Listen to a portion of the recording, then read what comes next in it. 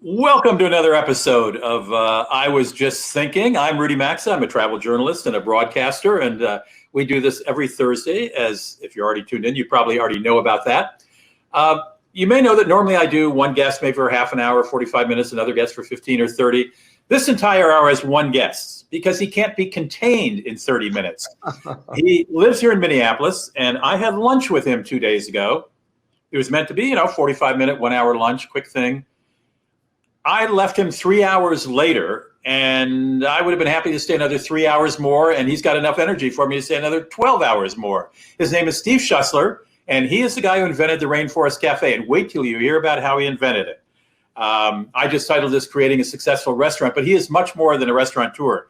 He is a theme restaurant maniac. He has created dozens you may know of and more that are probably coming, and that's Steve Schussler in his office there. And I took some pictures while I was there. I took some short videos because you won't believe what you're going to see. I just want to remind you that if you miss this, you can see it on YouTube beginning later tomorrow. We'll have it posted up there after we edit some things in and out. Be sure to follow us and sign up at our YouTube page by going to SavTrav49. That's the year I was born, SavTrav49. You can always watch them on YouTube. And if you want to receive my free weekly newsletter on travel, just go to maxatours.com, scroll down to the bottom of the homepage, and give them your name and email address, and it's free. All right. It's the most you're probably going to hear from me in the next hour because Steve is a talker. Let me give you a little background so we can get right to what he's doing today. He grew up in Queens, in New York, and his first job, I went to school in Florida, and his first job was at a Florida radio station selling ad time. And then he went to a television station, and then he moved to New York and sold ad time for a number of television stations. And he went to work at an ad agency in Chicago, and he had some clients in Minneapolis. And he came to Minnesota and liked Minnesota, and then moved here. And then he had an idea for a restaurant called Rainforest Cafe. And Steve, I know. Well, let me let you do the numbers. You spent how much money, and what did you? He took his house, the house he was living in. Now he's a bachelor. Because no wife would have allowed this. We all know that. No girlfriend would have allowed this. No anybody would have allowed this. What did you do to your house in Minnesota when you thought of this idea for Rainforest Cafe? Well, first of all, we were very successful with Jukebox Saturday Night, which was a 50s and 60s themed restaurant. Okay. And I told you at one time we're branding experts. So we branded that the Minneapolis Bandstand. So that was called Jukebox Saturday Night, the Minneapolis Bandstand. And we played 50s and 60s music. We had hula hoop twist, jitterbug contests every night. We had a beach. And it was a really wild place. I had a 57 Chevy sticking out of the wall downtown in Minneapolis. And for 7 years, it was the hottest thing in town. And that was probably from 1982 through 1991. And you opened more elsewhere in the United States. And we had four.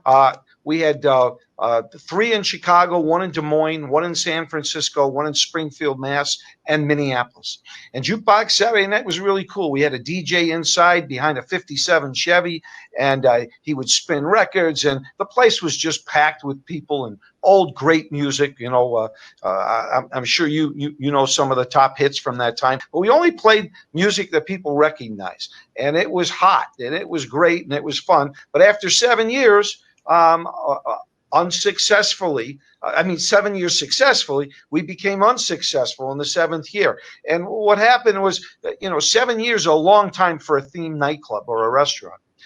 And we had to change it. We changed it into a sports place, and it was great. And we had a place upstairs called the Twin Cities Banquet Center, and we had bar mitzvahs and sweet 16s and confirmations and weddings. So we had both things going, and it was great. But as a lot of things, you need to change it as time goes on. We wound up closing it. And after that, I decided I needed something that was family oriented, not a nightclub where you had to be 21 to drink and where people got in trouble after 12 or 1 o'clock in the morning. And I decided I wanted to be in the family business.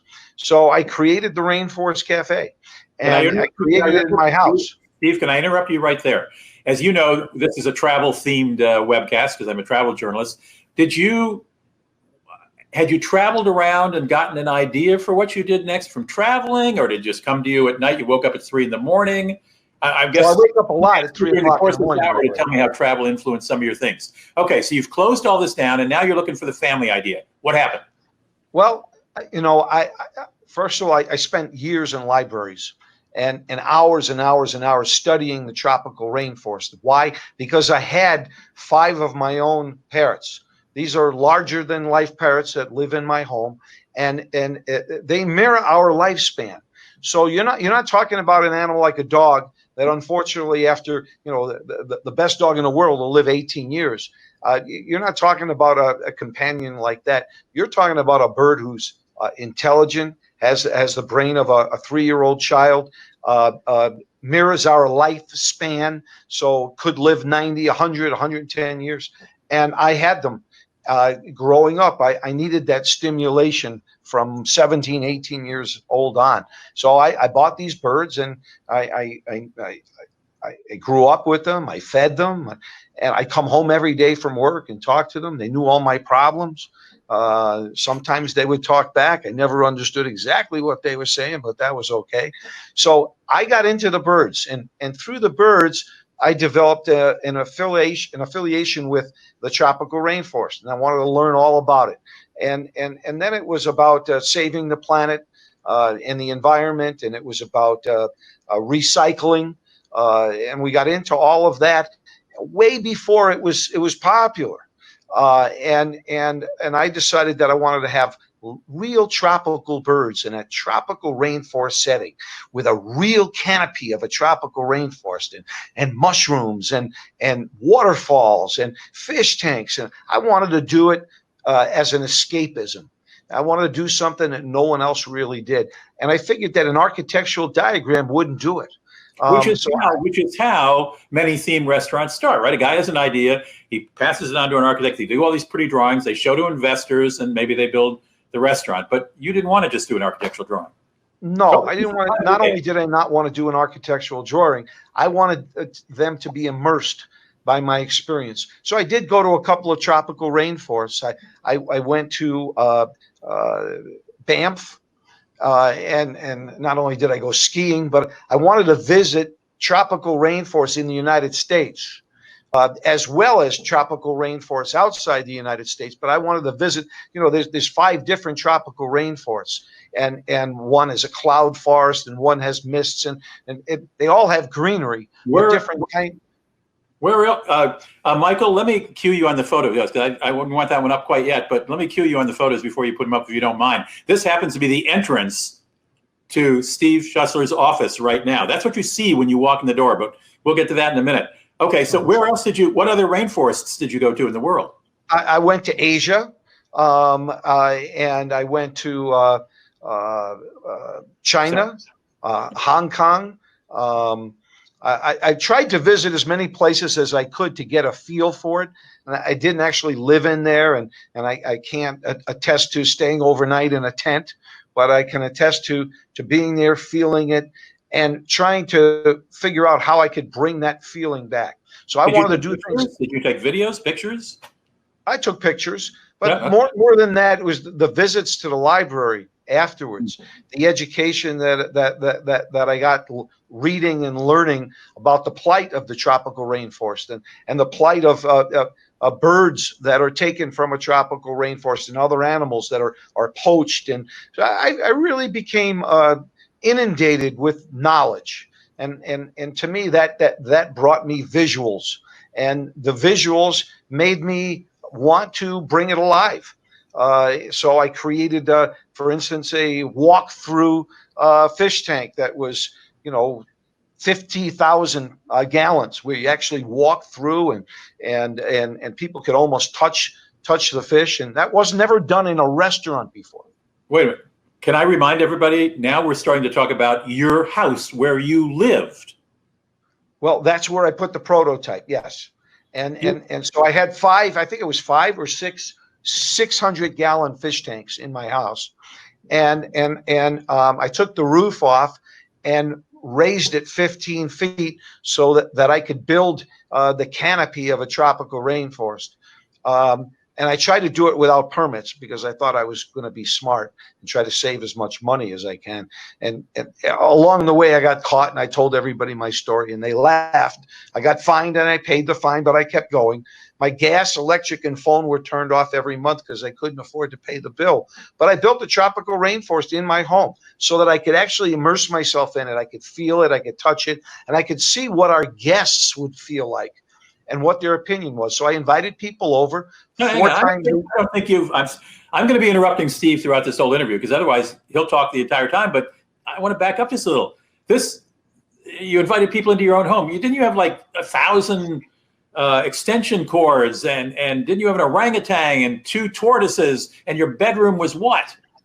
My bedroom was it looked like a treehouse. Actually, and I had waterfalls behind my bed, and I had mists, and I did things that were pretty amazing for a house. I actually ruined the house doing it, but it gave you the sense.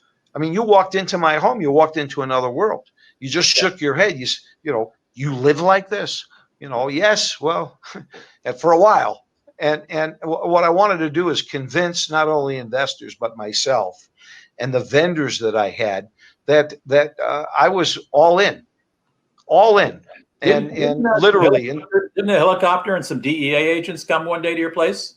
Yeah, 3 o'clock in the morning. I've got a knock on the door, and I got up, and I sleep in my underwear, and I got up and went to the door in my underwear, and DEA agents were there with badges and helicopters and police cars, and they said that they were here to search the house, that I had the largest residential electric bill in the state of Minnesota. They actually thought I was growing marijuana plants in my house when actually I made a tropical rainforest that I could show investors. And they came out with these big wet spots in their private areas because they said they thought they caught a nut growing marijuana plants. Instead, they caught a nut making a tropical rainforest in his house. So I've taken a lot of verbal abuse over the years for my unconventional way of creating and expressing myself. But thank God that it's worked. I thank all the people that helped me along the way. But you had this in your house for not 3 months. No, I've had it in my house for over 4 years. Right. And I had investors come every week. Some came in, like Lyle Berman came 33 times. Lyle Berman is the gentleman that created poker, the World Poker Tour. He also created the first Indian casino here in Minneapolis, Minnesota, called Grand Casino. He also owned Berman Buckskin. He's an entrepreneur and just a great guy. You were hoping he was going to invest, right? I was praying that he would invest. How many times did he come and say no? He came 33 times. And 33 times he said no. I think the last time I went to his office with a sign around my neck, it was a big rope. It was a wooden sign, and it said, "Lyle made me do it." And I came in a 3-piece suit to his office with the sign around my neck. And he said, "What are you doing?" He says, "What does that sign say?" I said, "It says, Lyle made me do it." And he said, "What are you doing?" I said, "You're either going to invest today in the Rainforest Cafe. I've been pitching you for 4.5 years, or I'm going to go to the Hennepin Avenue Bridge and I'm going to jump. And they're going to find me and they're going to blame you for this."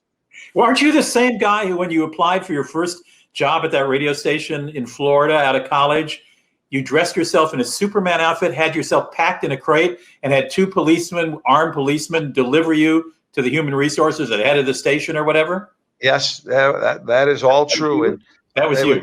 Two armed police officers in a Miami-Dade paddy wagon to station WKAT, All Talk Radio, in Miami, still there. And out of 35 stations, I think it was number 37. It had slash marks for rating points, but I wanted to break into the business. You got hired. And well, they told me, first of all, I lost 15 pounds on the way to the station in the paddy wagon because I forgot to put holes in the crate. And I had a salami sandwich and a Diet Coke in the crate in case I had to stay overnight, because I didn't know if the gentleman that was there that I had interviewed with. I thought that people in advertising and marketing needed to have a sense of humor. And I figured that this would be a great icebreaker. It wouldn't be the first time he met me. So I wanted to take it over the top. So I paid these guys $100 a piece to let me to take me in the paddy wagon in the crate. And the crate had a lock on it. And I had the Diet Coke and the salami sandwich in. And it was about 95 degrees in Miami. 5 minutes into the ride in the paddy wagon, the Diet Coke exploded and the salami sandwich spoiled. Now, I don't know if you've ever smelled salami that was in 90-degree heat. Not in a crate. Inside mustard and rye sandwich. It spoiled and it stunk. Now, my head was in my crotch. So that's a good enough picture right there. But I had to smell my sweat. The Diet Coke exploded. The salami sandwich was in a million pieces. And I was praying to God that I wasn't going to die in this Superman costume in a crate. We finally got to the radio station. I got out. I was in the crate. They got out. They wheeled me in a two-wheeler inside the station. Everybody was in shock. They said I was an expensive piece of furniture from Mexico. They couldn't open up the crate till Mr. Don Hamlin came in. They called Don Hamlin. He was in a meeting with all of his partners and his board members in a hotel. They canceled the meeting, came back from the hotel, came in the lobby. By now, there's 200 people in there, reporters, all kinds of people. And they all want to know why there's a police officer guarding the crate. Don Hamlin was so upset and so pissed that we got him out of his meeting. He kicked the crate. Now I'm inside praying, you know, and my hands are all sticky. And back then I had an afro. And man, I looked like a piece of work. So anyway, I was praying they would open the crate. He finally opened it after cursing and screaming and asking everybody why they called him back for this thing he didn't order. And I came flying out like a jack in the box. I mean, I was about 10 feet up in the air. Pieces of the salami sandwich went all over the place. The empty can of Diet Coke hit some guy in the head. And I said, "Hello, everybody. My name is Steve Schussler, and I am your new super salesman." And they threw their papers up in the air and their suitcases, and they said, "Son, you're the sickest person we've ever met. You're hired." All right. That's how you started. That was before you got crazy. All right. So now you've been living for 3 or more years with an entire rainforest in your house. Your house is a rainforest. The mist machines are making your wallpaper all curl and fall off. You go in with the sign to this guy who you hope will be an investor. And what did he say? Well, it's a lot more involved than that. I mean, I spent years. I went to China and had greenery made that you can actually put the chemicals, the fire retardant chemicals inside the greenery process to make the greenery. I went as far as going to health departments and convincing them that having live tropical birds adjacent to food was okay, even though that's against the law. I'm the only one in the world that got permission to put live tropical birds without physical barriers adjacent to birds, because we created an HVAC system that took the spurs or the dandruff of the birds out of the air. So I might look like a nut, but we've done a lot of things that no one else has ever done by experimenting, by reading, by doing education, and by not accepting no. Okay. Because you say no is just what, the road pathway to yes or something? No is yes waiting to happen. It's a big chapter in our book. It's a jungle in there, inspiring lessons, there you go. Inspiring lessons, hard-won insights, and other acts of entrepreneurial daring. A fabulous book that tells his story. And okay, all right. So we're 15 minutes into it. We haven't even gotten to the opening of a Rainforest Cafe yet. So at some point, somebody gave you money, and you opened one in the Mall of America, correct? Famous Dave Anderson wrote the first check for $250,000. Lyle called the rest of his friends, told them about this crazy guy, unless I've already met them, because I met most of his friends by now. We've been working together for 4 years. And they all invested. They all invested. And it was well, we opened October 3rd, 1994, was our first unit at Mall of America. I told Lyle it would cost me $2.5 million to build it. The bottom line is he called me 2 months before we opened, And he said, Steve, you know where you are on the budget? And I said, well, I'm over. And he said, well, do you know how much over? And I said, well, it's a lot. And he said, you know what? I want you to do me a favor, and we'll talk tomorrow. I want you to rent a movie. Take the rest of the day off. Have you ever seen the movie Bugsy? And I said, no, I've never seen the movie Bugsy.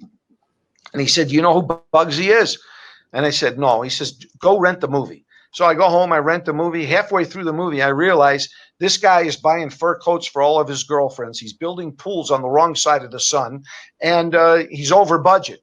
I think the moral of the story he was trying to tell me is, you know, you're over budget. So I called him halfway through, and he said, finish watching the movie. So I finished watching the movie. At the end of the movie, he wound up dead in the trunk of a car because he was over budget. So I called Lyle up on the phone. I said, okay, does this mean I shouldn't come in tomorrow? You know, and he laughed. He said, no, but I just want to share with you what happens to some people when they're over budget. So how much did it cost to open the first one? $3.5 million. We were going to do $6 million in sales. And first year we did 13.5. Oh my gosh. Yeah. So how quickly he forgot that he told me to go home and watch the Bugsy story. All right. That was your beginning. Eventually there were dozens and dozens of Rainforest Cafes around the world. And then you had to get in the door to Disney.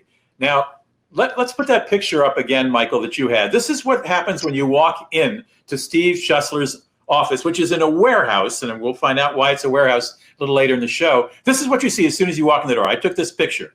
Well, that's a bad picture. Really? Yeah, that's a terrible picture. Why is it bad? Well, that looks a little chaotic, and the office is really, really good looking.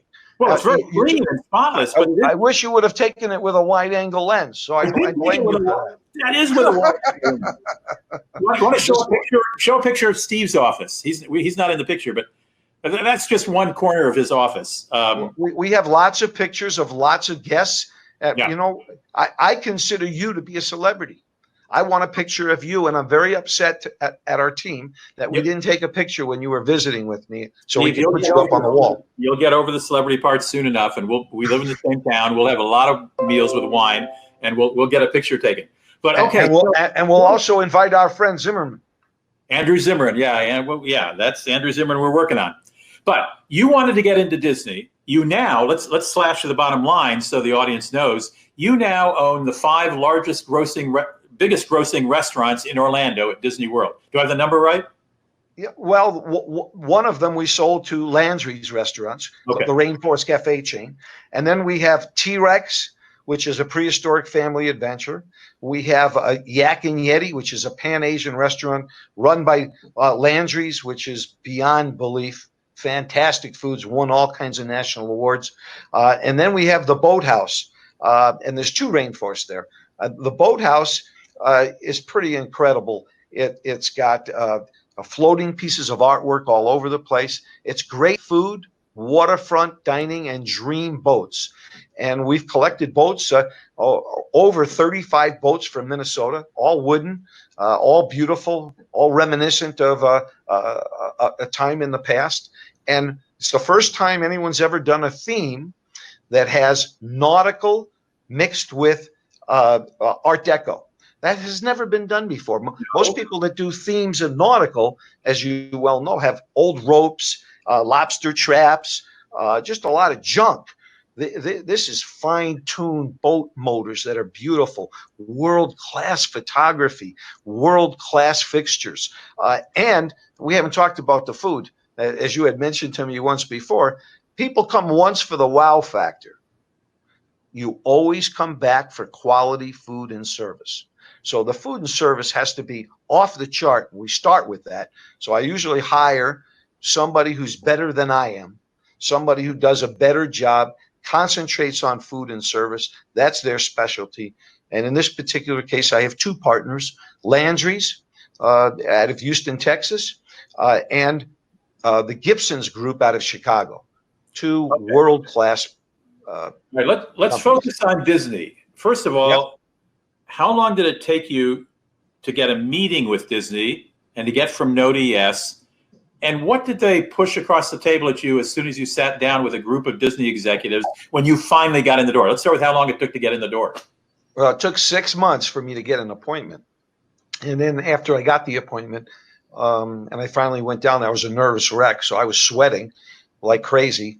They had compiled a book of my past, everything, how many tickets I've had, it was a real, they wanted to really investigate me and make sure that I was the real deal.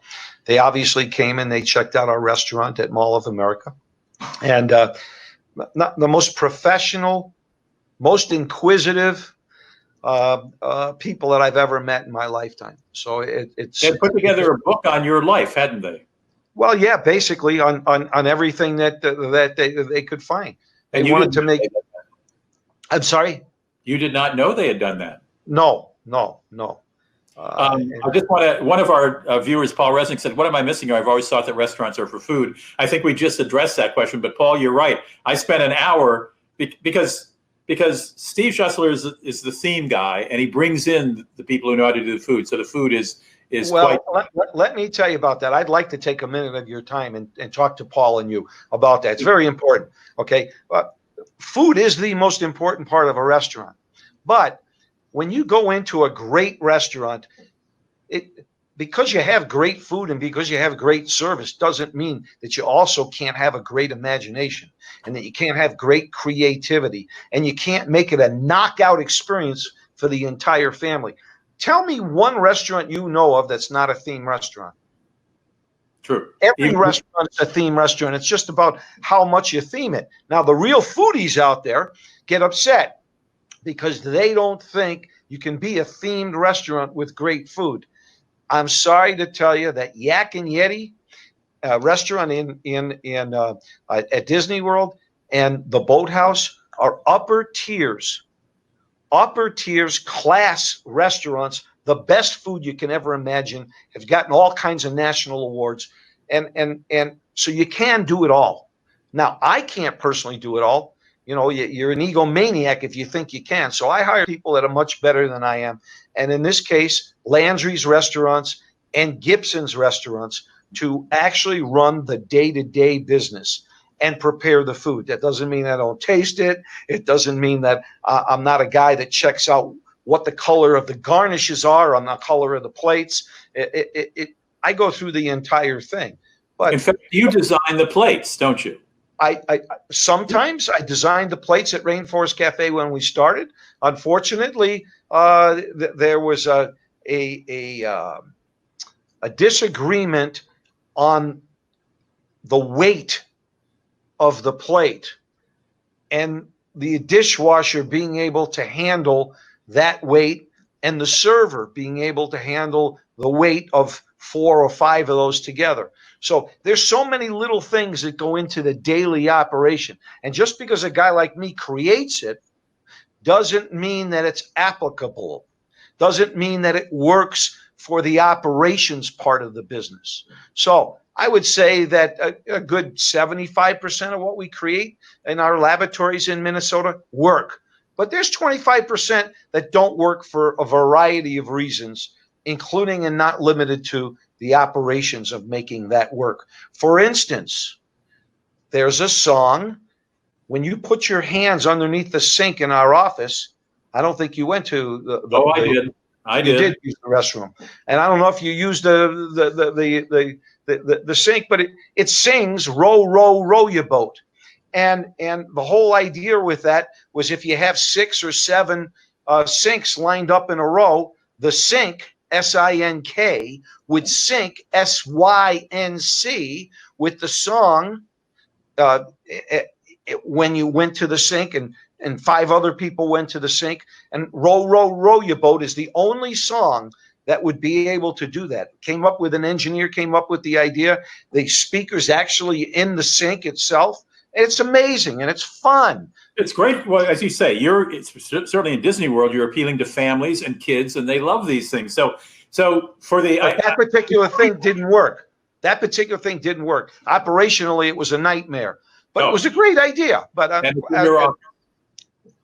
okay, before we get to the Boathouse, which was, I think, your last restaurant in Disney World, Did you make smaller replicas? And I don't mean little tabletop ones. I mean whole rooms full of those other 4 restaurants before you got to Boathouse? Did you do the same thing to some extent that you did with Rainforest Cafe's original design, or original presentation? Well, in the case of the Boathouse, it was a little unusual. Disney had felt that there's lots of creative people, and maybe we should give other people a chance, which is always a great opportunity. But since I had already built 4 of the top grossing restaurants, and the guest experiences were very high, I thought it would be more probable if they would let me put this concept at Disney.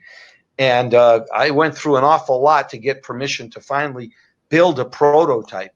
At first I asked them if I could do an architectural diagram, and they said no. And I usually don't do architectural diagrams to start with. I wind up with that after I sell them on the idea.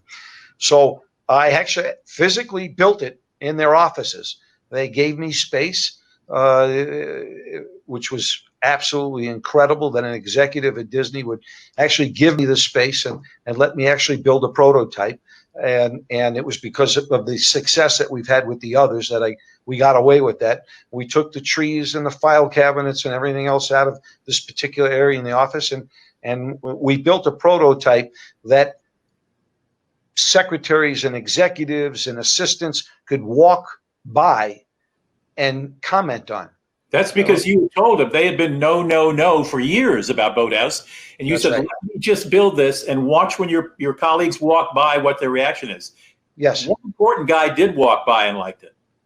Yeah, a gentleman by the name of Wayne Chow, who was in charge of Disney Imagineering at the time, and he just couldn't believe what he was looking at, and basically said, "Hey, this could work.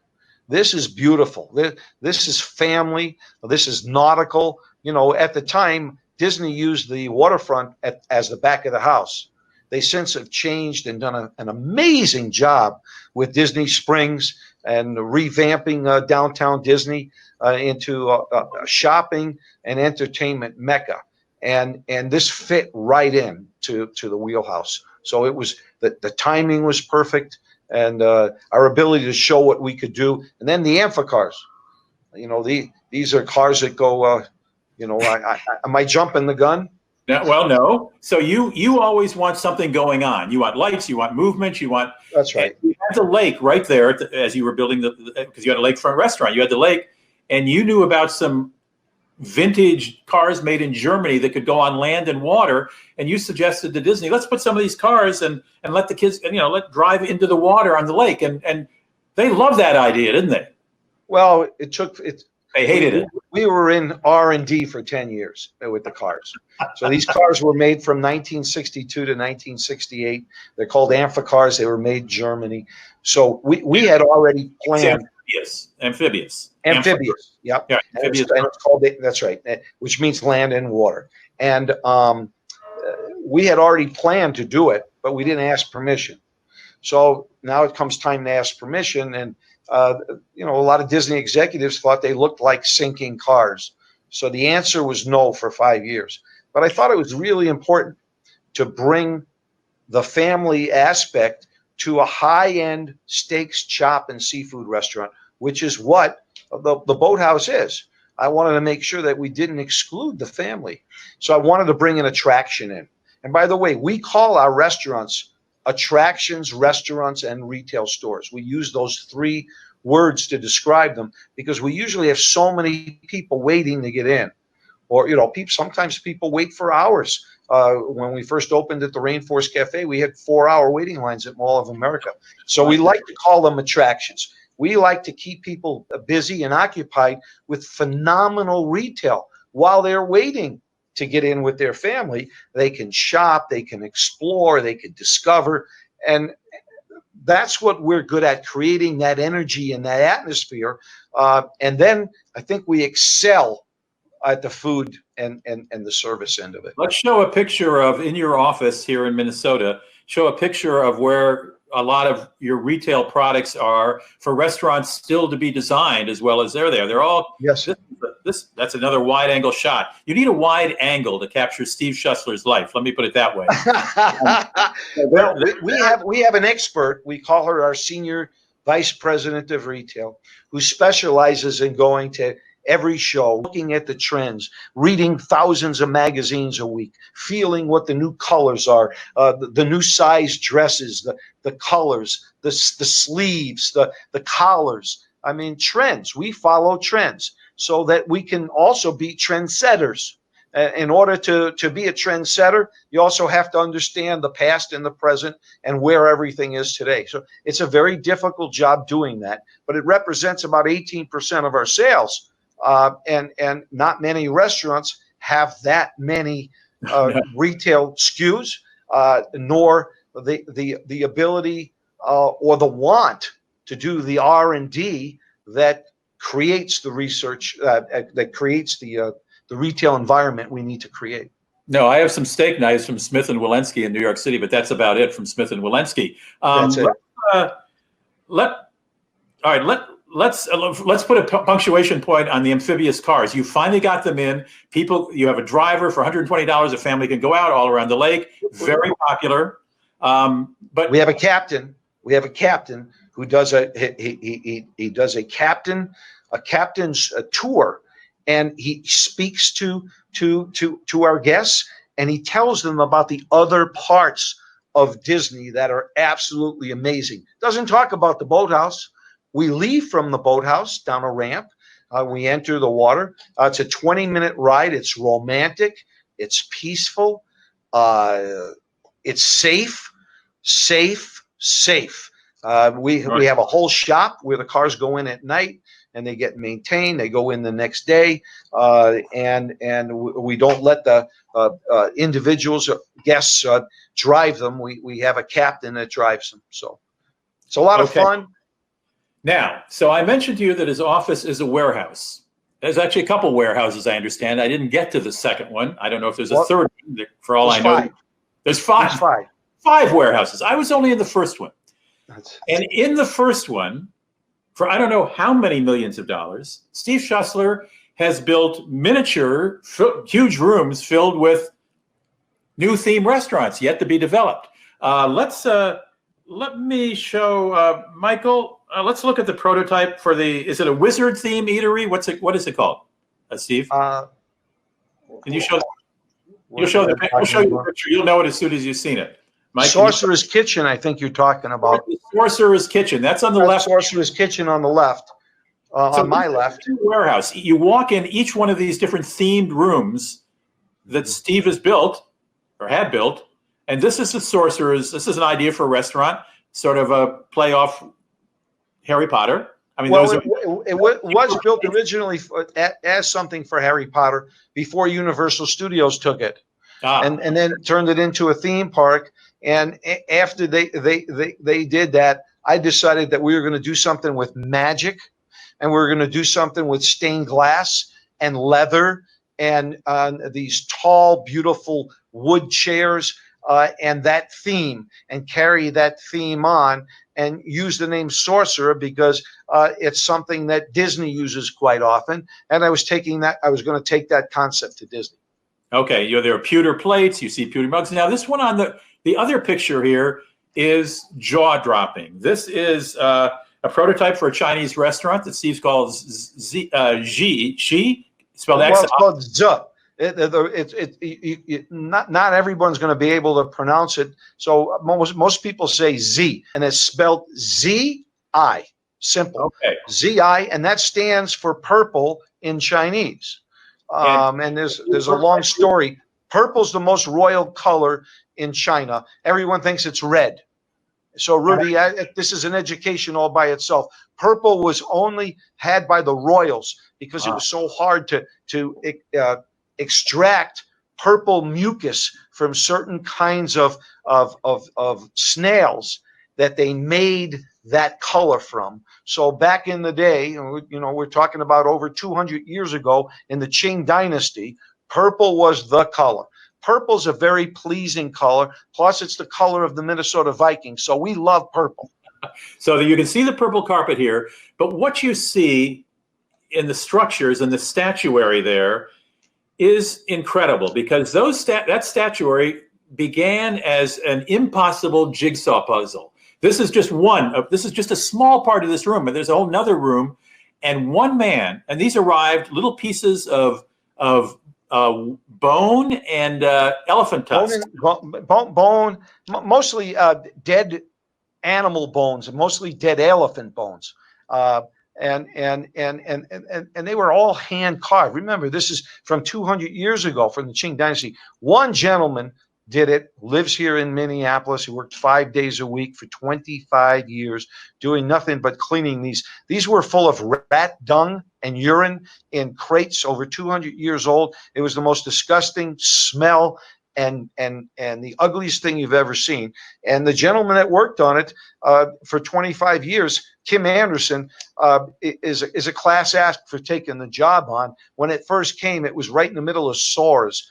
And he told me that I should throw the stuff out, get a dumpster, and 25 years later, we have this beautiful masterpiece in front of us. So this gentleman worked 25 years putting these together, because they did not come like this. There was no picture showing him what it looked like. He put together piece by piece by little tiny piece, dozens of these, and these statuaries. I mean, those dragons off to the, or those Chinese figurines off to the left are 6 feet tall.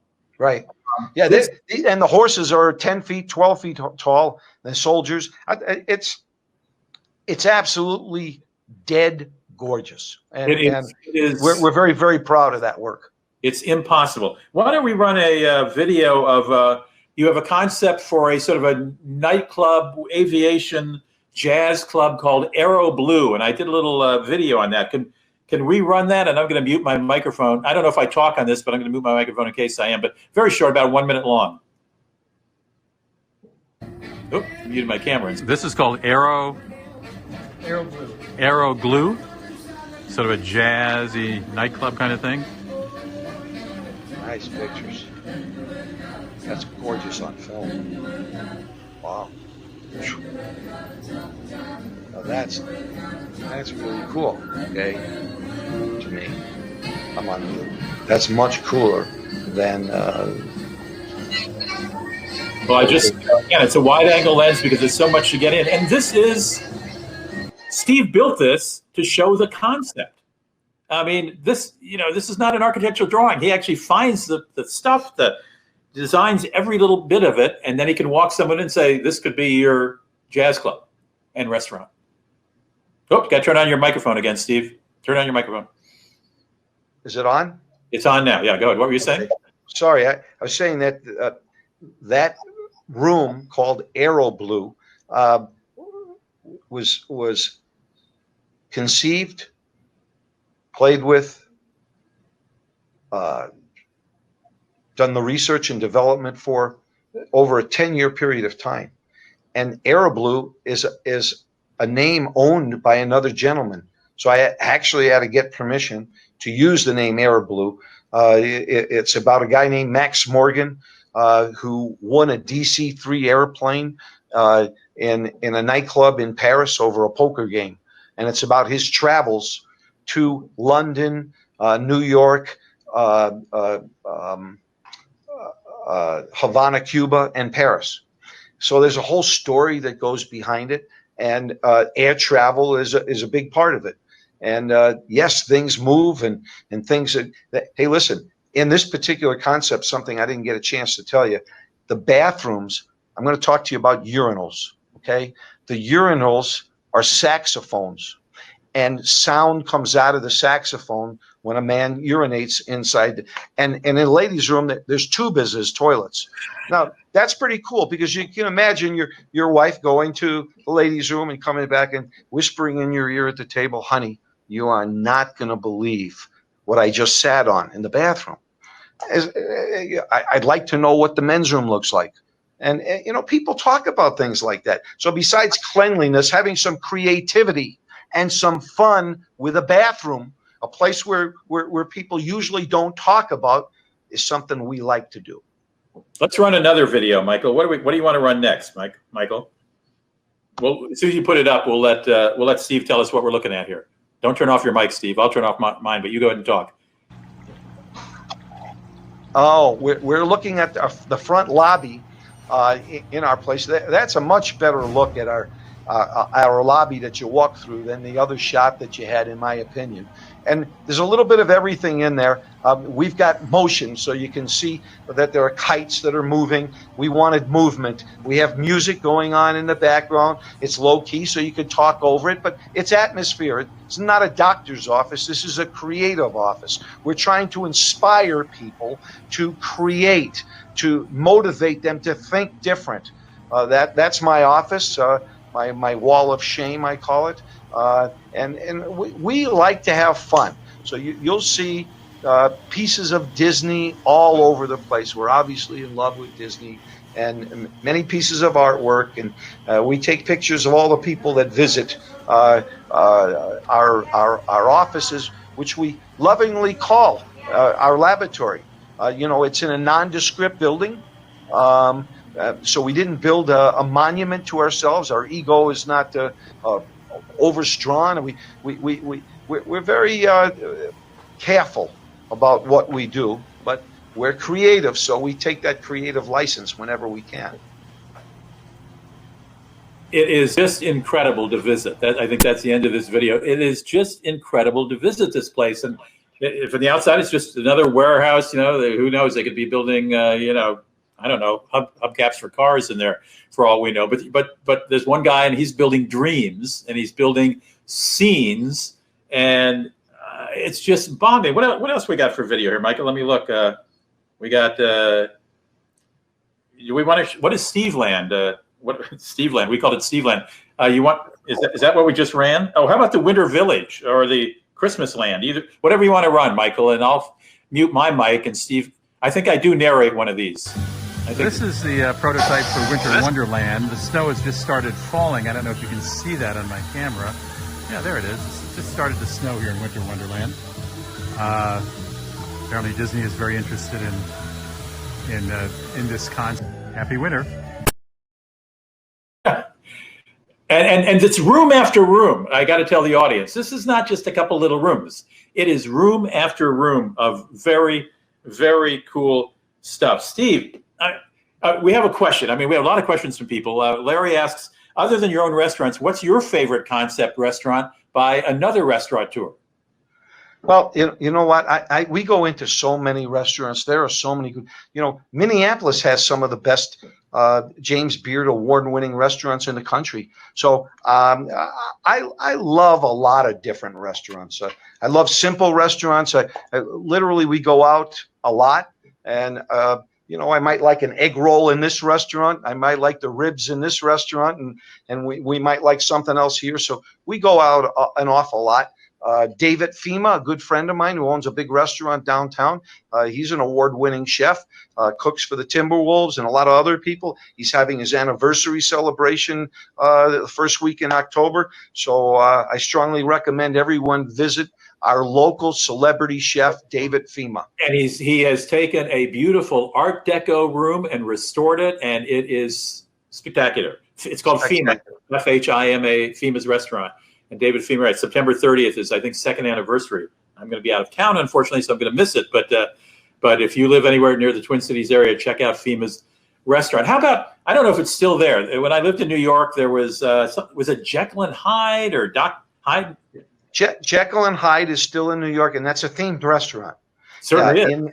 It's in Manhattan, and again, that's more of a restaurant that doesn't tout the quality of their food, but more the quality of their attraction.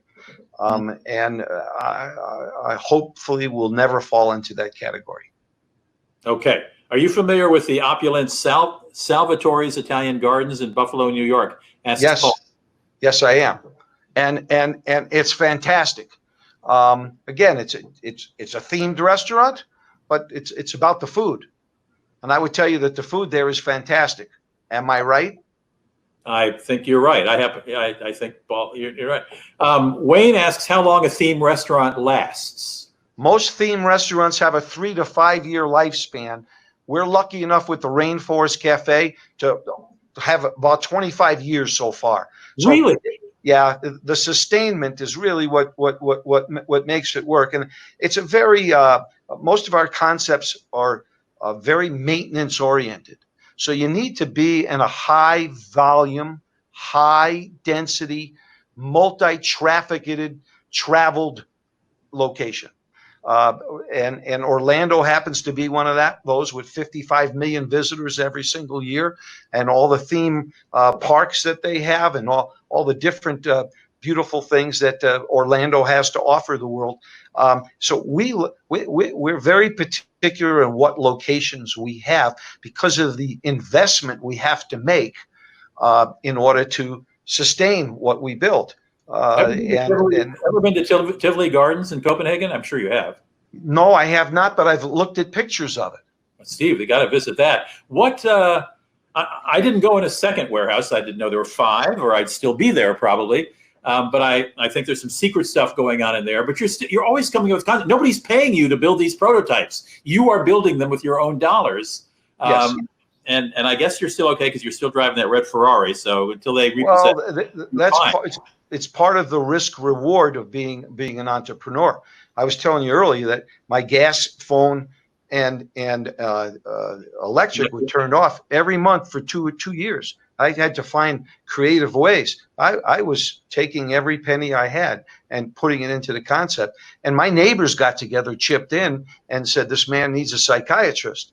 And a psychiatrist would call me every Friday and say, hey, listen, the neighbors got wind that you're painting your walls and your ceiling black in preparation for your greenery treatment because you are building the tropical ceiling of a rainforest. And he said, can I just see you for a half hour? He said, I promise it. I promise I'll do a quick evaluation. Your neighbors have already paid for it. You don't have to pay for anything. So, you put up, when you're an entrepreneur and you're different in how you create, and you have a different path or a different method, people think you're strange. And you've been with the woman you've just finally married after 18 years of dating for about 20 years. If I talked to her name is Sunny, if I talked to her and said, and you weren't around, and I said, what's with this guy? What would she say?